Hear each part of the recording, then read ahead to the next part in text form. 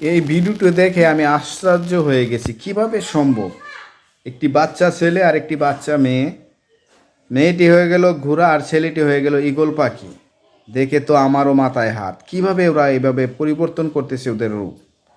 দর্শকরা, অডিয়েন্সরাও দেখে অবাক হয়ে গেল। আসলে এটা কিভাবে সম্ভব, আপনারা এই কমেন্টে বলুন।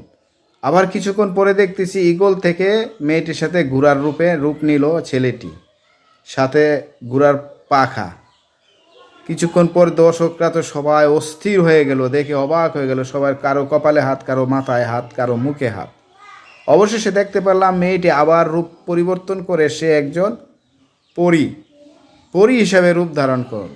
ও মাই গড, কীভাবে এটা সম্ভব, আপনার এই কমেন্টে বলুন।